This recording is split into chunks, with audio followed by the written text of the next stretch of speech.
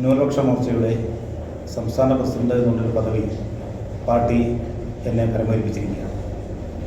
തീർച്ചയായും കേരളത്തിൽ ന്യൂനപക്ഷ മോർച്ചയെ കൂടുതൽ ശക്തിമത്തായും അതുപോലെ കൂടുതൽ ഉയരങ്ങളിലേക്കും എത്തിക്കേണ്ട ഒരു ഉത്തരവാദിത്തമാണ് ഇതെന്ന് എനിക്ക് ഉത്തമ ബോധ്യമുണ്ട്. കേരളത്തെ സംബന്ധിച്ച് ഇപ്പോൾ ഭാരതീയ ജനതാ പാർട്ടിക്ക് ന്യൂനപക്ഷങ്ങളിൽ നേരത്തെ ഉണ്ടായിരുന്ന ഒരു അകൽച്ച കുറഞ്ഞു വരുന്ന ഒരു കാലത്തിലൂടെയാണ് ഇപ്പോൾ നമ്മൾ കടന്നുപോയിക്കൊണ്ടിരിക്കുന്നതെന്ന് നമുക്കെല്ലാവർക്കും അറിയാം. കാരണം ഇവിടെ കാലങ്ങളായി പ്രതിപക്ഷ കക്ഷികൾ, പ്രത്യേകിച്ച് LDF അതുപോലെ തന്നെ UDF ഒക്കെ ഇവിടെ കെട്ടിച്ചമച്ച കഥകൾ, നോർത്ത് ഇന്ത്യയിൽ നടക്കുന്ന കഥകൾ, മണിപ്പൂരിൽ നടക്കുന്ന കഥകൾ എന്നൊക്കെ പറഞ്ഞുകൊണ്ട് ഇവിടുത്തെ ന്യൂനപക്ഷങ്ങളെ കാലങ്ങളായി BJPയിൽ നിന്നും അകറ്റി നിർത്തിയിരുന്ന ഒരു സംവിധാനത്തിൽ നിന്നും ന്യൂനപക്ഷ വിഭാഗങ്ങൾ പതുക്കെ ഈ ഭാരതീയ ജനതാ പാർട്ടിയോട്, ദേശീയയോട് ചേർന്ന് നിൽക്കുന്ന ഒരു കാഴ്ച നമ്മൾ കണ്ടുകൊണ്ടിരിക്കുകയാണ്. തൃശ്ശൂരിലടക്കം അതിൻ്റെ ഉദാഹരണങ്ങൾ കേരളം കണ്ടുകഴിഞ്ഞു. അപ്പോൾ അത്തരത്തിൽ ന്യൂനപക്ഷങ്ങൾ കൂടുതൽ അടുത്തുകൊണ്ടിരിക്കുമ്പോൾ അവരെ കൂടുതലായി പാർട്ടിയോട് ചേർത്ത് നിർത്തുവാനും ദേശീയതയിലേക്ക് അവരെ ചേർത്ത് കൊണ്ടുവരുവാനും അതുപോലെ തന്നെ ഭാരതീയ ജനതാ പാർട്ടി എന്താണ് എന്ന് കൂടുതൽ അവരെ മനസ്സിലാക്കുന്നതിനും വേണ്ടിയിട്ടുള്ള ഒരു ഉത്തരവാദിത്തമാണ് തീർച്ചയായും പാർട്ടി എനിക്ക് തന്നിരിക്കുക. അതുപോലെ പാർട്ടിക്ക് നമുക്കറിയാം, ഇവിടെ ന്യൂനപക്ഷങ്ങൾക്ക് വളരെയധികം സ്കീമുകൾ ന്യൂനപക്ഷ വിഭാഗങ്ങൾക്ക് ഇപ്പോൾ സെൻട്രൽ ഗവൺമെൻറ് കൊടുക്കുന്നു. അത് കൃത്യമായി എന്തൊക്കെയാണ് എന്ന് ഇവിടുത്തെ ന്യൂനപക്ഷ വിഭാഗങ്ങൾക്ക് അതുപോലെ തന്നെ മത സംവിധാനങ്ങൾക്ക്, സംഘടനകൾക്ക്, സാമൂഹിക സംഘടനകൾക്ക് ഇവർക്കൊക്കെ കൃത്യമായ വിവരങ്ങളില്ല എന്നുകൊണ്ട് ഒരുപക്ഷെ പലപ്പോഴും അവർക്ക് ലഭിക്കാതെ പോകുന്ന ഒരു കാഴ്ച ഞാൻ നോക്കി കണ്ടിട്ടുണ്ട്. അപ്പോൾ അതൊക്കെ മാറ്റി കൃത്യമായിട്ട് ഇവർക്ക് ലഭിക്കേണ്ട സംവിധാനങ്ങൾ, സെൻട്രൽ ഗവൺമെൻറ് സബ്സിഡികളും അതുപോലെ തന്നെ വിദ്യാഭ്യാസവുമായി ബന്ധപ്പെട്ട് അതുപോലെ തന്നെ പല തരത്തിലുള്ള പദ്ധതികൾ ഗവൺമെൻറ് ആവിഷ്കരിച്ച് നമുക്കറിയാം, ആയിരക്കണക്കിന് കോടി രൂപയുടെ പദ്ധതികളാണ്. അപ്പോൾ ആ പദ്ധതികളൊക്കെ കൃത്യമായിട്ട് ന്യൂനപക്ഷങ്ങൾക്ക് കിട്ടിയാൽ മാത്രമേ അവർക്ക് അതിൻ്റെ ബെനിഫിഷ്യറി ആകാൻ സാധിക്കൂ. അപ്പോൾ അങ്ങനെ അവരെ കൃത്യമായി അത് ബോധവൽക്കരിച്ചുകൊണ്ട്, അതല്ലെങ്കിൽ ഗവൺമെൻറ്റൊക്കെ ഇപ്പോൾ നമുക്ക് കേരള ഗവൺമെൻറ് നമുക്കറിയാം, അവരൊക്കെ പലപ്പോഴും ഈ പദ്ധതികൾ പാഴാക്കുന്ന ഒരു അവസ്ഥ നമ്മൾ കണ്ടിട്ടുണ്ട്. ജില്ലയിൽ തന്നെയാണെങ്കിൽ നമുക്ക് അത് പലതും ജില്ലാ കളക്ടറെ എടുത്താൽ വരും. അപ്പോൾ അത് കളക്ടറെ അടുത്ത് നിന്നും ആ ഫണ്ട് വകമാറ്റി ചെലവഴിക്കുന്ന രീതിയിലും അല്ലെങ്കിൽ ലാപ്സായി പോകുന്ന കാഴ്ചകൾ നമ്മൾ പലപ്പോഴും കാണാറുണ്ട്. അപ്പോൾ അതൊക്കെ കൃത്യമായ ഇടപെടലുകൾ നടത്തിക്കൊണ്ട് അത് എത്തേണ്ട കരങ്ങളിൽ കൃത്യമായി എത്തിക്കുവാനും അതുപോലെ തന്നെ അത് ഇവിടുത്തെ ന്യൂനപക്ഷങ്ങളുടെ വിഷയങ്ങൾ എന്തെങ്കിലും ഉണ്ടെങ്കിൽ അവർക്ക് സാധാരണക്കാർക്കുണ്ടാകുന്ന വിഷയങ്ങൾ കൃത്യമായി പാർട്ടിയുടെ മേൽഘടകങ്ങളിൽ ധരിപ്പിച്ചുകൊണ്ട് അതിന് ഒരു കൃത്യമായ എന്താണ് പറയുക, ഒരു അറുതി ഉണ്ടാക്കുന്നതിന് അല്ലെങ്കിൽ അവർക്ക് കൃത്യമായ മറുപടി കിട്ടുന്ന രീതിയിൽ, ഒരു സമാധാനം ഉണ്ടാക്കുന്ന രീതിയിൽ അങ്ങനെയൊക്കെ കാര്യങ്ങൾ മാറ്റണമെന്നാണ് എൻ്റെ ലക്ഷ്യം. അത് കൂടുതൽ വിശാലമായിട്ട് മുന്നോട്ട് പോകുന്ന കാലങ്ങളിൽ മാറ്റങ്ങളുണ്ടാകാം. ഏതായാലും ഇത്തരത്തിലൊക്കെ ചെയ്യണമെന്നുള്ളതാണ് നമ്മൾ ചിന്തിച്ച് മുന്നോട്ട് പോകുന്നത്. കാരണം ഇവിടെ നമുക്ക് വികസിത കേരളം എന്നൊരു കൺസെപ്റ്റ് രാജിവെച്ച് മുന്നോട്ട് വെച്ചിട്ടുണ്ട്. നമ്മുടെ ബഹുമാനായ പ്രസിഡന്റ് ഇത്തരത്തിൽ കേരളത്തിൽ വിദ്വേഷത്തിൻ്റെ രാഷ്ട്രീയമല്ല, വികസനത്തിൻ്റെ രാഷ്ട്രീയമാണ് എന്ന് പറഞ്ഞുകൊണ്ട് വികസിത കേരളം എന്നൊരു കാഴ്ചപ്പാടുമായി കേരളത്തെ സമീപിക്കുമ്പോൾ ആ ടീമിനോടൊപ്പം ചേർന്ന് നിന്നുകൊണ്ട് ന്യൂനപക്ഷ മോർച്ചയുടെ സംസ്ഥാന പ്രസിഡന്റ് എന്ന നിലയിൽ തീർച്ചയായും അദ്ദേഹത്തിന് കരുത്ത് പോരുവാനും ഭാരതീയ ജനതാ പാർട്ടിക്ക് ഭാരതീയ ജനതാ പാർട്ടിയിലേക്ക് ന്യൂനപക്ഷങ്ങളെ കൂടുതൽ അടുപ്പിക്കുവാനും കഴിയുമെന്നാണ് ഞാൻ വിശ്വസിക്കുന്നത്.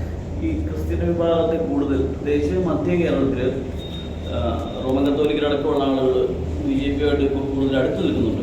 അപ്പോൾ അവരെ കൂടുതൽ സാധാരണ ക്രിസ്ത്യൻ വിഭാഗത്തെ പാർട്ടിയിലേക്ക് അടുപ്പിക്കുക എന്നുള്ളൊരു ലക്ഷ്യം വെച്ചാണോ ക്രൈസ്തവ ഭൂരിപക്ഷ മേഖലയായിട്ടുള്ള പാലായിലെ ഒരു മുതിർന്ന BJP നേതാവായിട്ടുള്ള താങ്കളെ ഈ സംസ്ഥാന അധ്യക്ഷ സ്ഥാനത്തേക്ക് പരിഗണിക്കാനുണ്ടായിരുന്നു? കാരണം കൂടുതലായി അടുപ്പിക്കുക എന്ന് പറയുമ്പോൾ നമുക്ക് ഇതിൻ്റെ അകത്ത് ഞാൻ സൂചിപ്പിച്ചല്ലോ, നമ്മൾ കൂടുതലായി അവരിലേക്ക് ഇറങ്ങിച്ചെല്ലുക എന്നുള്ളതാണ് ഉദ്ദേശിച്ചത്. അപ്പോൾ നമ്മൾ അവരോട് കൂടുതലായി അടുക്കുകയും നമ്മൾ എന്താണ് എന്ന് അവർക്ക് മനസ്സിലാക്കുവാനുള്ള ഒരു അവസരം കൊടുക്കുകയും ചെയ്യുമ്പോൾ തീർച്ചയായും അവർ നമ്മളോട് ചേർന്ന് നിൽക്കുന്ന കാഴ്ച നമ്മൾ പല സ്ഥലത്തും കണ്ടിട്ടുണ്ട്. അപ്പോൾ അത്തരത്തിലുള്ള പ്രവർത്തനങ്ങളുടെ ഒരു ഏകദേശ വിശദീകരണമാണ് ഞാൻ മുൻപ് സൂചിപ്പിച്ചത്. അത് പലതരത്തിലുണ്ട്. അവരുടെ കാഴ്ചപ്പാടുകളുള്ള പ്രശ്നങ്ങളുണ്ടാകാം, അല്ലെങ്കിൽ തെറ്റിദ്ധാരണകളുണ്ടാകാം, അത് നീക്കേണ്ടതായി വന്നേക്കാം. അല്ലെങ്കിൽ അവർക്ക് ന്യായമായി അവർക്ക് കിട്ടേണ്ട അവകാശങ്ങൾ, സംവിധാനങ്ങൾ അവർക്ക് ലഭിക്കാതെ പോകുന്നുണ്ടാകാം, അത് കൊടുക്കേണ്ടതായി ഉണ്ടാകാം. അല്ലെങ്കിൽ അവർക്ക് സെൻട്രൽ ഗവൺമെൻറ്റിൽ നിന്നും അല്ലെങ്കിൽ മറ്റുള്ള സംവിധാനങ്ങളിൽ നിന്നും അവർക്ക് കിട്ടേണ്ടതായ പല ആനുകൂല്യങ്ങളുണ്ടാകാം. അത്തരത്തിലുള്ള കാര്യങ്ങളുണ്ട്. അപ്പോൾ ഇതെല്ലാം അവരോട് ചേർന്ന് നിന്ന് നടത്തുക എന്നുള്ളൊരു ഉത്തരവാദിത്തമാണ്. ആ ഉത്തരവാദിത്തം നിറവേറ്റപ്പെടുമ്പോൾ തീർച്ചയായും നിങ്ങൾ പറഞ്ഞതുപോലെ ഇത് ഈ പറയുന്ന വിഭാഗങ്ങൾ, ന്യൂനപക്ഷ വിഭാഗങ്ങൾ, അത് തീർച്ചയായും നമ്മളിലേക്ക് അടുക്കും. അത് അടുപ്പിക്കുന്നതിൻ്റെ ഭാഗമല്ല. അവർക്ക് ഇതെന്താണെന്ന് തിരിച്ചറിയുമ്പോൾ ഉണ്ടാകുന്ന ഒരു സംവിധാനത്തിൽ നിന്നും അവർ മാറി വരുന്നൊരു കാഴ്ചയാണ്. കഴിഞ്ഞ ലോക്സഭാ തെരഞ്ഞെടുപ്പിൽ തൃശ്ശൂർ നിയോജകമണ്ഡലത്തിൽ സുരേഷ് ഗോപി താമര ചിഹ്നത്തിൽ വിജയിക്കുകയുണ്ടായി. അതിനു മുമ്പ് അതൊരു വലിയൊരു രാഷ്ട്രീയ മാറ്റമാണ് കേരളത്തിലുണ്ടാക്കിയത്.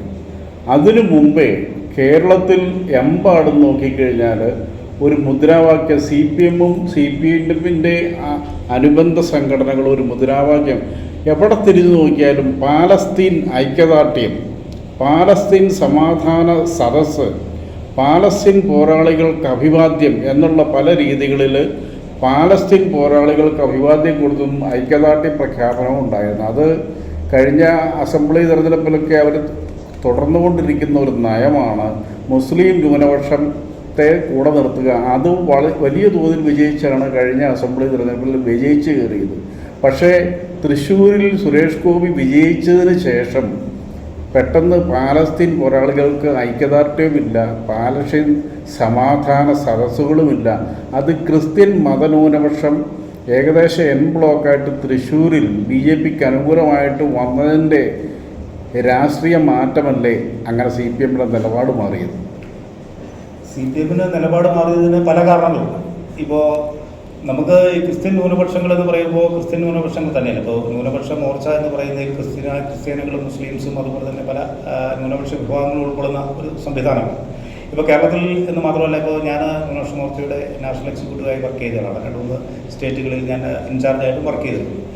പല സംസ്ഥാനങ്ങളിൽ യാത്ര ചെയ്തതിൻ്റെ അടിസ്ഥാനത്തിൽ എനിക്ക് മനസ്സിലായിരിക്കുന്നത് പക്ഷേ ആർക്കെങ്കിലും അതുകൊണ്ട് പ്രയോജനം കിട്ടുന്നു, എന്തെങ്കിലും പ്രയോജനം കിട്ടുന്ന രീതിയിലാണ്. അവിടെ ഇപ്പോൾ ഞാൻ പറയുന്നത് അവിടെ കില്ലപ്പെട്ടികളൊക്കെ കയറി നടന്ന് ചുമ്മാ കാട് പിടിച്ച് കിടക്കുക, വെറുതെ നശിച്ചു.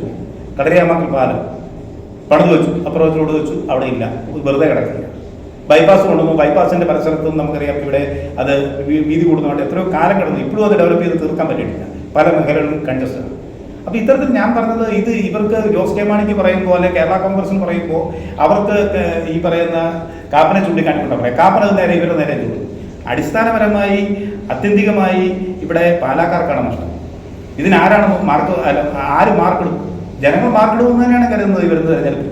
അത് ഞാൻ മാർക്കിടാനാണല്ല, പക്ഷേ ഇവിടുത്തെ സാധാരണക്കാരെ ജനങ്ങൾ ഇത് കണ്ടുകൊണ്ടിരിക്കുന്നത് തന്നെയാണ് മനസ്സിലാക്കുന്നത്. അപ്പോൾ ഇതൊക്കെ മാറ്റി വികസിത രാഷ്ട്രീയം എന്ന് പറയുമ്പോൾ നമ്മളിപ്പോൾ വികസനത്തിൻ്റെ രാഷ്ട്രീയം പറയുമ്പോൾ നമ്മളിപ്പോൾ ഇവിടെ നടപ്പിലാക്കുന്ന പല പദ്ധതികളും ഇപ്പോൾ നമുക്കറിയാം. ജലജീവൻ മിഷനുമായി ബന്ധപ്പെട്ട് ഇപ്പോൾ നീലൂര് നമുക്കൊരു കുടിവെള്ള പദ്ധതി അവിടെ വലുത് വന്നിട്ടുണ്ട്. ആ പദ്ധതി വന്നു. ആ പദ്ധതി അവിടെ ടാങ്ക് ഉണ്ടാക്കാനും ബാക്കിയുള്ള കാര്യങ്ങളുമൊക്കെ അതിൻ്റെ അകത്ത് നല്ല ശതമാനം ഫണ്ട് സെൻട്രൽ ഗവൺമെൻറ്റിന്. അതുപോലെ നമുക്ക് ഇവിടെ ഈ വരുന്ന ഹൈവേകൾ ബാക്കി റോഡുകൾക്കെല്ലാം കൊടുക്കുന്ന ഫണ്ടുകൾ അതിൻ്റെയാണ്. ഇപ്പോൾ നമുക്ക് അൽഫോൺസ കോളേജ് അടക്കം ഇവിടുത്തെ പല കോളേജുകൾക്കും വിദ്യാഭ്യാസപരമായിട്ട് ബന്ധപ്പെട്ടും സ്പോർട്സുമായി ബന്ധപ്പെട്ടും ഒക്കെ പലതരത്തിലുള്ള ഫണ്ടുകൾ സെൻട്രൽ ഗവൺമെൻറ് ഫണ്ടുകൾ കൊടുക്കുന്നു, കോടിക്കണക്കിന് ഫണ്ടുകൾ കിട്ടുന്നു.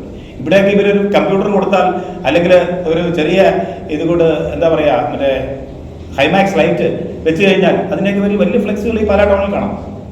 പക്ഷേ ഇത് കോടിക്കണക്കിന് രൂപയുടെ പദ്ധതികൾ സെൻട്രൽ ഗവൺമെൻറ്റിൻ്റെ പദ്ധതിയിലൂടെ ഉണ്ട്. ഇപ്പോൾ TRIPLE-IT അവിടെ വരുന്നു എന്ന് പറയുന്നു. TRIPLE-IT ഉണ്ട്, സെൻട്രൽ ഗവൺമെൻറ് പദ്ധതിയാണ്.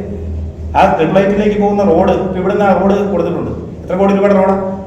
അപ്പം അങ്ങനത്തെ പദ്ധതികൾ ഈ കേരളത്തിൽ അതുപോലെ നമ്മുടെ പാലായിൽ ഇത് നടപ്പിലാക്കിയത് കേന്ദ്ര ഗവൺമെൻറ്റാണ്. ആ ഫണ്ട് കിട്ടിയതുകൊണ്ട് നടപ്പാക്കാൻ പറ്റി. അത് ചോദിച്ചുകൊണ്ട് വന്നെന്ന് പറഞ്ഞാൽ അങ്ങനെയാണെങ്കിൽ കേരള സർക്കാരിന് ചോദിക്കാൻ പറയണം, കുറച്ച് പൈസ തരാമോ? ഞങ്ങൾ ചോദിച്ചു മേടിച്ചുകൊണ്ടെന്ന് പറയുമ്പോൾ ചോദിക്കുമ്പോൾ കൊടുക്കാനുണ്ടായിട്ടല്ലേ, ഇല്ലെങ്കിൽ തരികയല്ലോ. അപ്പം അത് കൊടുക്കാനുണ്ട് എന്ന് മാത്രമല്ല, കേരളത്തെ കാലങ്ങളായി കേന്ദ്ര സർക്കാർ ഞെരുക്കുന്നുവെന്ന് പിണറായി സർക്കാർ ഇവിടെ സ്ഥിരമായിട്ട് പറഞ്ഞുകൊണ്ടിരിക്കുക. ഈ ഞെരുക്കുന്ന അവസ്ഥയിലാണ് ഞാൻ ഈ പാലായിൽ തന്നെ ഇതിന് ഇത്രയും ഉദാഹരണം ചൂണ്ടിക്കാണിച്ചത്. അപ്പോൾ അത് വികസനം നടക്കുന്നുണ്ടെങ്കിൽ ആ വികസനം നടത്തുന്നത് ഈ പറയുന്നത് കാണാനുള്ള വികസനം നടക്കുന്നത് സെൻട്രൽ ഗവൺമെൻറ്റിൻ്റെ ഭാഗത്തു നിന്നാണ്. ഇപ്പോൾ ഇവിടെ ആശുപത്രിയുടെ വികസനം നമ്മൾ കണ്ടത്. അങ്ങനെ ഒരു സ്ഥലത്ത് കൺജസ്റ്റഡായ സ്ഥലത്ത് രണ്ടാമത് പോയി ഒരു ബിൽഡിംഗ് ഉണ്ടാക്കുന്നു, പാർക്കിംഗ് ഇല്ല, അതിന് ഈ പറയുന്ന ഫയർ ആൻഡ് സേഫ്റ്റിയുടെ പേപ്പർ കിട്ടുന്നില്ല. ഫയർ ആൻഡ് സേഫ്റ്റിയുടെ പേപ്പർ കിട്ടാത്തതുകൊണ്ട് നമുക്കറിയാം അവിടെ ഒരു എന്തെങ്കിലും ഒരു സംവിധാനം നടന്നാൽ ഇൻഷുറൻസ് പോലും സാധാരണക്കാരന് കിട്ടത്തില്ല. അതുപോലെ തന്നെ 4 ഏക്കർ 65 സെൻറ്റ് സ്ഥലമുള്ള ആണ് ഈ പറയുന്ന ഈ ആശുപത്രിയുടെ പ്രോപ്പർട്ടി. അതിൻ്റെ അകത്ത് ഇപ്പോൾ 1 ഏക്കർ സ്ഥലമുള്ള കുറവാണ്. അത് എവിടെ പോയ സ്ഥലം? അതിനോട് ചേർന്ന് കിടക്കുന്ന സ്ഥലങ്ങളൊക്കെ ആരുടേതാണ്? ഇവിടുത്തെ പ്രധാനപ്പെട്ട ആൾക്കാരുടെ. അപ്പോൾ അത് കൃത്യമായി അളന്ന് ഇത്തരത്തിൽ അത് ഈ പറയുന്ന മാനസിക കാപ്പനാണെങ്കിലും ജോസ് കെ മാണിയാണെങ്കിലും എന്തുകൊണ്ടാണ് ഇത്തരത്തിൽ കാര്യങ്ങൾ പൊതുജനത്തിൻ്റെ സംവിധാനമല്ലേ, എന്തുകൊണ്ടാണത് ഇവർ അതിൻ്റെ അകത്ത് ശ്രദ്ധ കേന്ദ്രീകരിക്കാത്തത്? എന്നും പത്രസമ്മേളനം നടത്തുകയും കാര്യങ്ങൾ നടത്തുകയും പോകുന്നുള്ളൂ. പക്ഷേ ഇത് തിരിച്ച് ഈ 4 ഏക്കർ 65 സെൻറ്റ് സ്ഥലം റെക്കോർഡിലുണ്ട്, ബാക്കി സ്ഥലം ഇവർ അളന്നെടുക്കാൻ ഇത്രയും ബുദ്ധിമുട്ടുണ്ടോ? ചെയ്യാൻ പറ്റുന്നില്ലല്ലോ. അത് ചെയ്യാൻ പറ്റുന്നില്ലാത്തത് ഇവരുടെ ആൾക്കാരുടെ കയ്യിൽ തന്നെ ഇരിക്കുന്നത് എന്നുള്ളതാണ്. അപ്പോൾ അങ്ങോട്ടും ഇങ്ങോട്ടും ഇത്തരത്തിൽ വെല്ലുവിളിച്ച് അല്ലെങ്കിൽ കുറ്റപ്പെടുത്തലും കൊണ്ട് പാലക്കാർക്കൊരു പ്രയോജനമുള്ള എന്നുള്ളതാണ് എൻ്റെ ഒരു കാഴ്ചപ്പാട്.